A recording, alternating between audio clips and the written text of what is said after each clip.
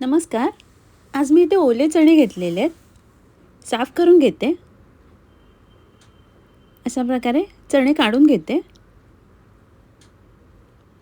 आणि पाण्याने 2 वेळा स्वच्छ धुवून घेतलेले आहेत. कढईत तेल घेते. त्यात फोडणीला जिरं, एक छोटा दालचिनीचा तुकडा, तमालपत्र आणि बारीक चिरलेले 2 कांदे घालते आणि तेलावर परतून घेते. कांदा लालसर झाल्यावर एक छोटा चमचा आलं लसूण पेस्ट घालते आणि कांद्यावर परतून घेते. थोड्या वेळाने टोमॅटो घालते, बारीक चिरून घेतलेला. टोमॅटो परतून घेते आणि थोडंसं मीठ घालून मिक्स करून झाकण लावून टोमॅटो शिजायला ठेवते.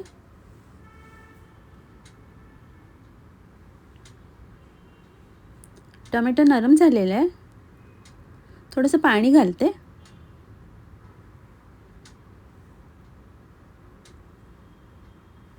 त्यात हिंग, धणे पावडर, जिरे पावडर, लाल मिरची पावडर आणि हळद घालते. मिक्स करून घेते.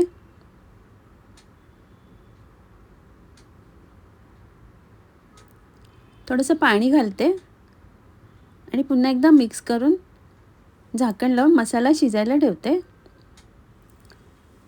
3-4 मिनिटांनी झाकण काढलेलं आहे. मसाला छान शिजलेला आहे. त्यात साफ करून धुवून घेतलेले चणे घालते. 2-3 मिनिटं झाकण लावून झाकण काढून मिक्स करून घेते. पुन्हा 2-3 मिनिटं झाकण लावून घेते. आता छोट्या कुकरमध्ये भाजी काढून घेते. थोडंसं पाणी घालते. वरून कोथिंबीर घालते आणि झाकण लावून 1 शिट्टी काढून घेते. कुकरला 1 शिट्टी काढून कुकर थंड झालेला आहे. त्यात गरम मसाला घालते, वरून कोथिंबीर घालते, मिक्स करून घेते. ओल्या चण्याची सुकी भाजी तयार आहे. इथे दुधी घेतलेला आहे. छान कोवळा दुधी आहे. 2 तुकडे करून घेते आणि देठाकडचा भाग कापून टाकते आणि दुधीचं साल काढून घेते.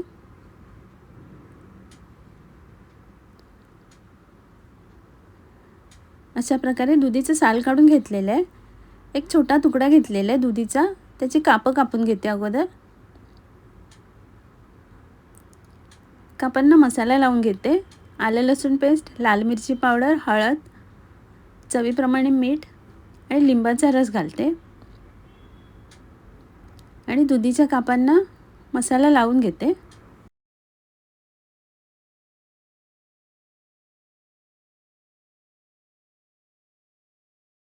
मसाला लावून 15-20 मिनिटासाठी बाजूला ठेवलेलं. इथे ताटात बारीक रवा घेतलेला आहे. तर दुधीच्या कापांना रवा लावून घेते.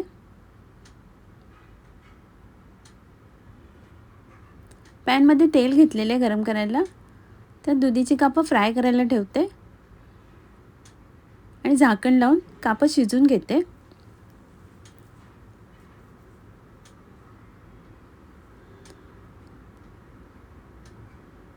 थोडंसं तेल घालते बाजूने. पुन्हा झाकण लावून दोन्ही बाजूने शिजून घेते. कापं शिजलेली आहेत. आता झाकण न लावता कुरकुरीत होईपर्यंत फ्राय करून घेते. आता काढून घेते. ते दुधीचं साल घेतलेलं आहे.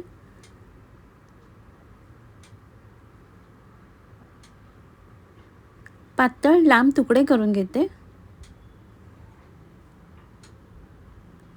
अशा प्रकारे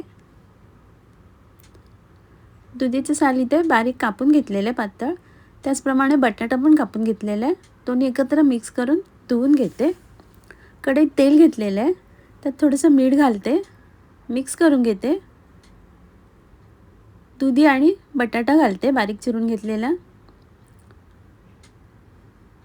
तेलावर झाकण न लावता परतून घेते. हिरवी मिरची घातलेली आहे, उभी चिरलेली. थोडीशी हळद घालते आणि बटाटा शिजेपर्यंत परतून घेते. बटाटा आणि दुधीचं साल शिजलेलं आहे. दुधीच्या सालांची भाजी तयार आहे. इथे साल काढून घेतलेलं दुधी घेते, बारीक तुकडे करून घेते पातळ पातळ. अशा प्रकारे पाण्यात घालते. दुधी कापून झालेलं आहे.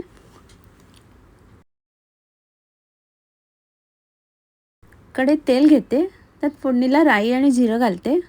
राई जिरं तडतडल्यावर बारीक चिरलेला कांदा, हिरवी मिरची आणि कढीपत्ता घालते. कांदा परतून झाल्यावर बारीक कापून ठेवलेला दुधी घालते आणि कांद्यावर परतून घेते 2-3 मिनटं. थोड्या वेळाने हळद घालते, मिक्स करून घेते. थोडंसं पाणी घालून झाकण लावून शिजायला ठेवते.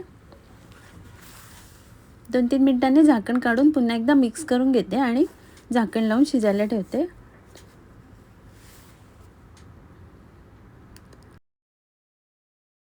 आता ओलं खोबरं घालते आणि पुन्हा एकदा झाकण लावून घेते. झाकण काढलेलं आहे, दुधी शिजलेलं आहे. वरून कोथिंबीर घालते, मिक्स करून घेते. दुधीची भाजी तयार आहे. इथे मसूरची डाळ, टोमॅटो आणि हिरवी मिरची घालून कुकरमधनं शिजून घेतलेली आहे. घोटून घेते आणि बाजूला ठेवते. इथे भांड्यामध्ये फरसबी, हिरवे वाटाणे आणि गाजर थोडंसं पाणी आणि मीठ घालून शिजायला ठेवते.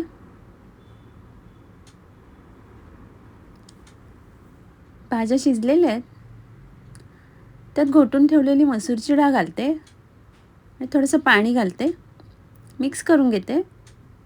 चवीप्रमाणे मीठ आणि थोडीशी हळद घालते. डाळीला छान उकळी काढून घेते. डाळीला उकळी आलेली आहे. आता कोथिंबीर घालते आणि खाली उतरवून ठेवते. डाळीला फोडणी घालण्यासाठी तेल घेतलेले आहे. त्यात 3 लसणीच्या पाकळ्या घालते चेचून. लसूण लालसर झाल्यावर जिरं आणि सुकी मिरची घालते तोडून. कढीपत्त्याची पानं घालते.